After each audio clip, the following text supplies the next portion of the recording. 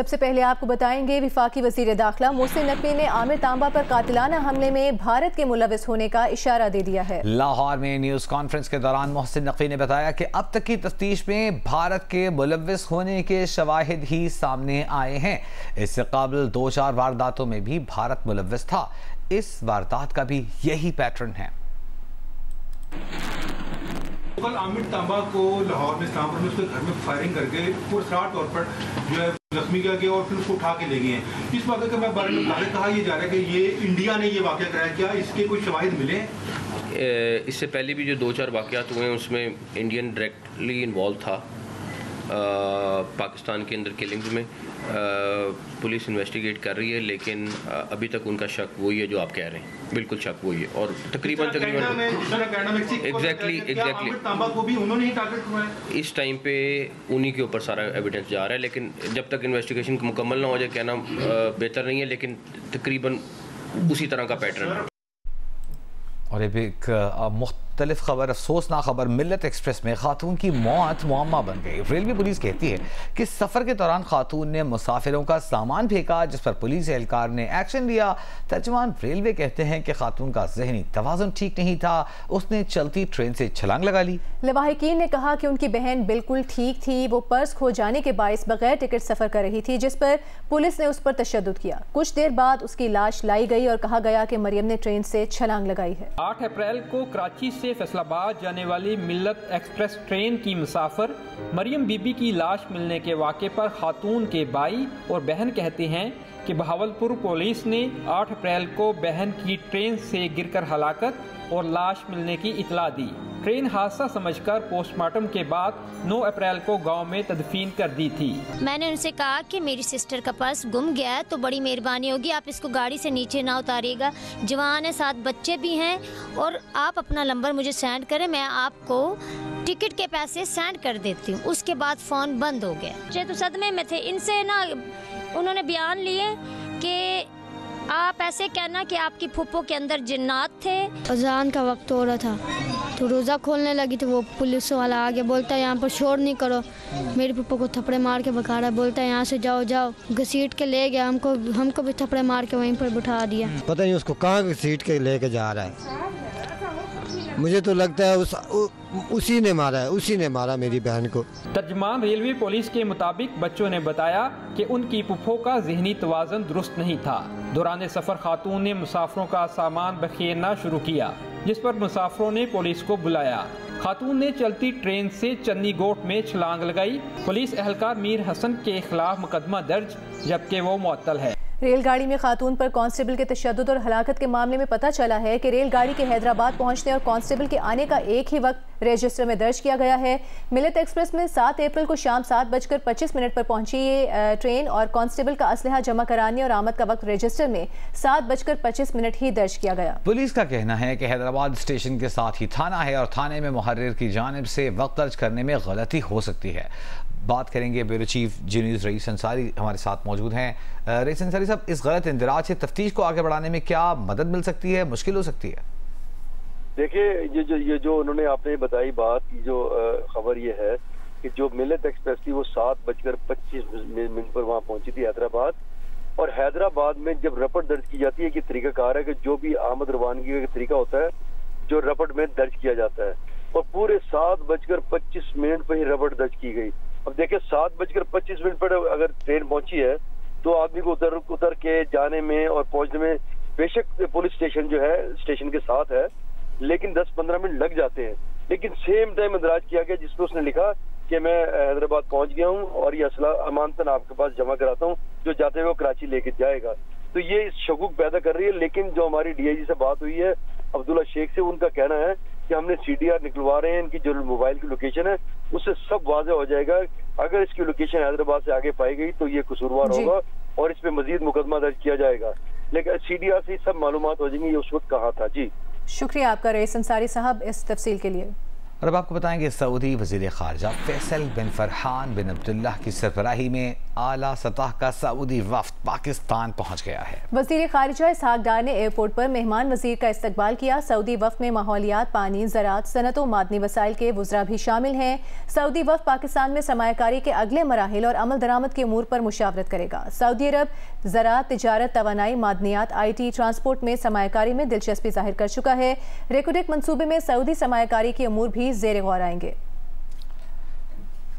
Saudi अरब का आला सतह का वफ्द पाकिस्तान पहुंचा है। बात करेंगे वज़ीर इत्तलात अता तारड़ से। अता तारड़ साहब, कितना अहम है ये दौरा, किन शोबों में सरमायाकारी के इम्कानात रोशन हैं? ये बात ये है कि ये एक बहुत ही अहम मौके पे इस डेलीगेशन की पाकिस्तान आमद हुई है कि वजीर आजम के दौरा सऊदी अरब को अभी चंद ही दिन गुजरे थे कि ये वफ्द जो है पाकिस्तान ये तशरीफ लाए हैं और वहाँ पे जो सऊदी अरब में वजीर आजम शहबाज शरीफ साहब की पजीराई की गई और एक अच्छे माहौल में शहजादा मोहम्मद बिन सलमान साहब से वजीर आजम की मीटिंग्स हुई और उन्होंने पाकिस्तान में सरमायाकारी का अदिया दिया। तो उसके फॉलो अप के अंदर इतनी जल्दी किसी डेलीगेशन का पाकिस्तान आ जाना मैं समझता हूँ कि हमारी खुशकिस्मती है। और ये बात भी काबिल जिक्र है कि जिस तरीके से SIFC ने इन्वेस्टमेंट्स की मामलात को टेकअप किया और army chief general Syed Asim Munir साहब का भी एक दौरा सऊदी अरब का हुआ, तो ये अमर भी यहाँ काबिल जिक्र है कि उनकी इसमें बड़ी एफर्ट है। और मैं समझता हूँ कि जिन शोबों में सरमायाकारी मुतवक्के है उसमें ज़राअत का शोबा है, इंफॉर्मेशन टेक्नोलॉजी का शोबा है, मादनियात का शोबा है और दीगर शोबे हैं, टूरिज्म का शोबा है जिसमें जो है वो सऊदी सरमायाकारी मुतवक्के है। तो हम समझते हैं कि इस दौरे की आमद से, इस वफ्द की आमद से पाकिस्तान में मईशत के हवाले से बड़े मुस्बत जो है वो असरात मुरतब होंगे, मईशत मुस्तहकम भी होगी, बिजनेस कॉन्फिडेंस भी बढ़ेगा और कल जो है सारा दिन जो बाहमी उमूर के मामलात पे गुफ्तगू होगी और इन्वेस्टमेंट के प्रपोजल्स को फाइनल किया जाएगा, उससे ओवरऑल इकोनॉमी के हवाले से मैं समझता हूँ कि अच्छी खबरें आएंगी। शुक्रिया आपका अता तारड़ साहब, आप जियो न्यूज़ से गुफ्तगू कर रहे थे। वज़ीर ख़जाना मोहम्मद औरंगज़ेब का आज दौरा अमरीका का पहला दिन है। अब से कुछ देर पहले उन्होंने अमरीकी पाकिस्तान बिजनेस काउंसिल के वफ़द से मुलाकात की है। इस मुलाकात में पाकिस्तान में कारोबारी माहौल बेहतर बनाने पर गुफ्तगू हुई। मुख्तलिफ शोबों में मुल्की और गैर मुल्की सरमायाकारी की राह हमवार करने के हुकूमती आज़म को उजागर किया गया। बात करेंगे, इस वक्त हमारे साथ मौजूद हैं नुमाइंदा जियो न्यूज़ वाजिद अली सैयद। वाजिद, ये बताएगा आज मजीद कौन कौन सी मुलाकातें शेड्यूल हैं वज़ीर ख़जाना की? देखिए, जैसा आपने जिक्र भी किया कि स्पीकिंग मीटिंग के सिलसिले में यहाँ मौजूद हैं और ये IMF और वर्ल्ड बैंक की जो सालाना इजलास है वो होता है जो एक हफ्ते तक जारी रहेगा। वज़ीर ख़ज़ाना इस सिलसिले में गुज़िश्ता रोज़ पहुंचे थे और अब तक की उनकी जो पहली मीटिंग हुई है वो अभी मुकम्मल हुई है, जिसमें उन्होंने जो यूनाइटेड स्टेट्स और पाकिस्तान की बिजनेस काउंसिल है उनसे मुलाकात की थी और ये काउंसिल में वो लोग और बिजनेसेस और कंपनीज वगैरह शामिल होते हैं जो पाकिस्तान में सरमाया या कर चुके होते हैं या सरमाया करने में इंटरेस्टेड होते हैं।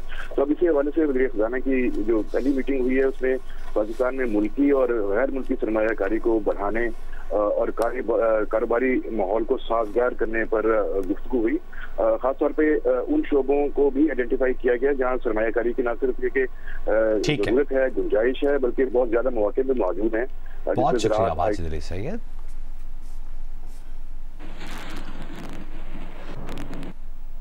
पाकिस्तान नए कर्ज के लिए 2 अर्जियां IMF और वर्ल्ड बैंक को देगा, एक एक्सटेंडेड फंड फैसिलिटी और दूसरी मौसमियाती तब्दीली के असरात से निमटने के लिए फंड की।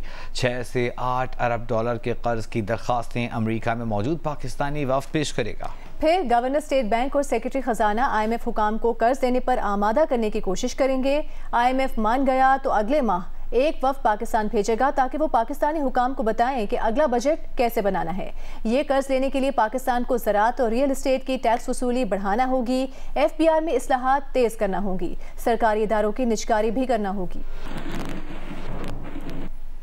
आपको बताएंगे कि अगले 15 रोज के लिए पाकिस्तान में पेट्रोलियम मसनूआत की कीमतों का ऐलान आज रात 12 बजे होगा। खबरें सरगर्म हैं कि फी लीटर पेट्रोल की कीमत में इजाफा होने जा रहा है, जबकि डीजल की कीमतें मुस्तहकम रह सकती हैं। तफसील जानेंगे, नुमाइंदा जियो न्यूज़ सैफ रहमान हमारे साथ मौजूद हैं। सैफ, पेट्रोल महंगा होने की खबरें गर्म हैं, आपके पास क्या इत्तला है?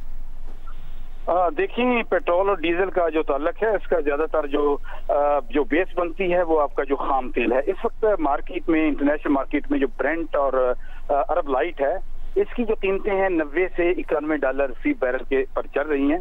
तो इस हवाले से हमारी जो ज़राए से बात हुई है उनका एक तो बड़ा क्लियर ये बताना था कि कीमतों में बहुत ज्यादा इजाफा नहीं है, अगर कीमतें बढ़ी तो थोड़ा सा इजाफा इसमें हो सकता है। तो इसमें जो इसकी जो वजह बताई गई है वही इंटरनेशनल मार्केट है। तो इस हवाले से अभी वजारत खजाना और ओगरा की मीटिंग भी होगी, हमारे ज़राए ने ये बताया है। तो अगर मैं इंतहाई मुख्तार तरीके से बताऊं तो ज्यादा से ज्यादा जो इजाफा अगर हुआ भी इसका हतमी डिसीजन तो वजारत खजाना करेगी, वो 3 से 4 रुपए फी लीटर से ज्यादा नहीं होगा। आपका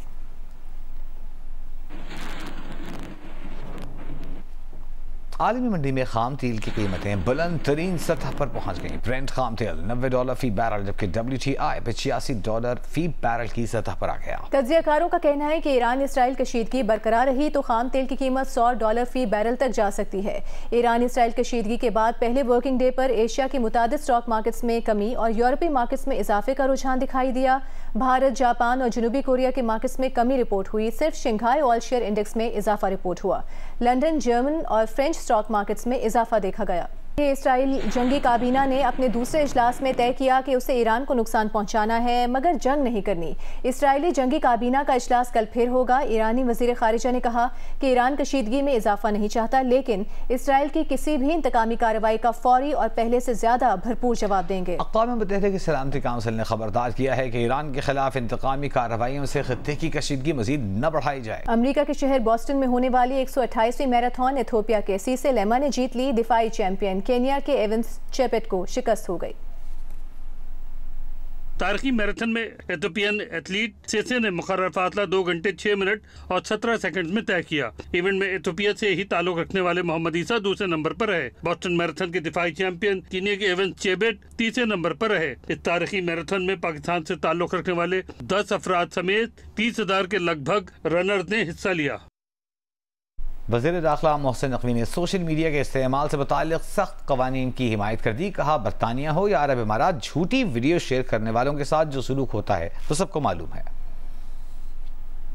यूके में या बाकी जगहों पे कहीं पे जाएं, आप यूएई में जाएं, ज़रा झूठी इस तरह की किसी के ख़िलाफ़ ज़रा ट्वीट करके कोई दिखाए और उसके बाद उसके साथ जो सलूक होता है वो भी देख लें। मैं हर जगह पे ये बात कह रहा हूँ, हमें सख्त लॉज की ज़रूरत है।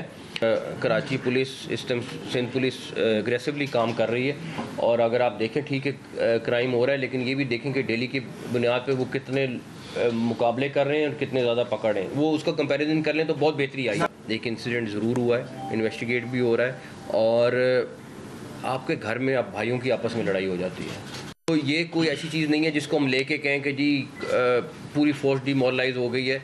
मैं कल इंडिया में देख रहा था, एग्जैक्टली इस तरह का इंसिडेंट हुआ है। वहाँ तो इतना बड़ा हमने नहीं देखा कि उन्होंने उसको एग्जैक्टली इसी तरह का इंसिडेंट हुआ है, लेकिन हमने उसको 15 दिन से 10 दिन से उसको इतना बड़ा इशू बना दिया कि क्या हो गया क्या नहीं हो गया। यार हम उनका बिहेवियर देखें और अपना बिहेवियर देखें, तो हमें थोड़ा सा इसके ऊपर सबक सीखना चाहिए। अभी आपको बताएंगे, कस्टम्स रूल्स 2001 में तरमीम के जरिए फॉरेन सप्लायर्स को पाकिस्तान में कारोबार करने की इजाज़त का नोटिफिकेशन जारी कर दिया गया। फॉरेन सप्लायर्स अपना सिर्फ अपने दफ्तर और वेयर हाउसेस कायम कर सकेंगे, बल्कि उन्हें खाम तेल या दीगर पेट्रोलियम मसनूआत दरामद करने की इजाज़त होगी। फॉरेन सप्लायर्स को वाजिबात की अदाई बैंकिंग चैनल से डॉलर्स में करना होगी।